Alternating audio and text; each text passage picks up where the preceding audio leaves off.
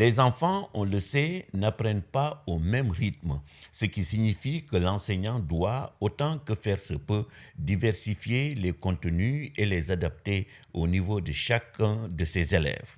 Le concept de zone proximale de développement forgé par Vygotsky lui apporte une aide considérable dans la mise en œuvre d'une pédagogie de la réussite. Pour le psychologue russe, malheureusement décédé jeune en 1934, à l'âge de 38 ans, il faut distinguer le niveau de développement actuel d'un enfant déterminé par les activités qu'il peut résoudre sans l'aide d'autrui et son niveau de développement potentiel déterminé par des activités dont il n'est pas encore capable de résoudre seul, mais qu'il peut résoudre avec l'aide d'un adulte ou d'un père plus compétent.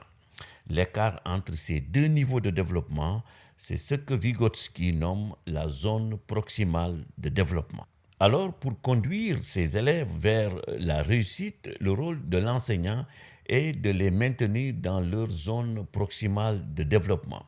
C'est l'idéal, mais certainement démentiel avec un effectif pléthorique. Concrètement, l'enseignant doit d'abord éviter de donner des tâches qui se situent en deçà de la zone. L'élève n'apprendra rien puisque la tâche sera trop facile.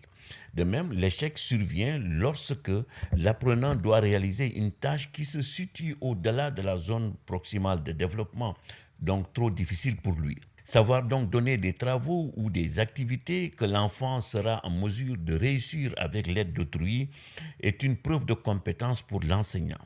Ce que l'enfant sait faire aujourd'hui en collaboration, il saura le faire tout seul demain, rassure Vygotsky. Le concept de zone proximale de développement montre aussi tout l'intérêt de l'étayage, mais aussi de faire travailler les élèves en groupe, notamment dans l'apprentissage de nouvelles compétences. Mais pour plus d'efficacité, il convient de faire travailler les élèves plus performants avec ceux qui rencontrent des difficultés.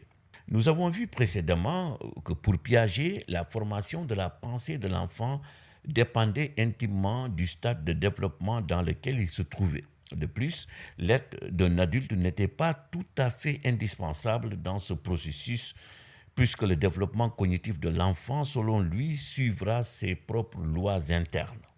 Avec son concept de zone proximale de développement, Vygotsky, lui, estime qu'un enfant d'un âge donné, aidé par un adulte, est potentiellement capable de réussir des activités que ne prévoit pas la théorie piagétienne.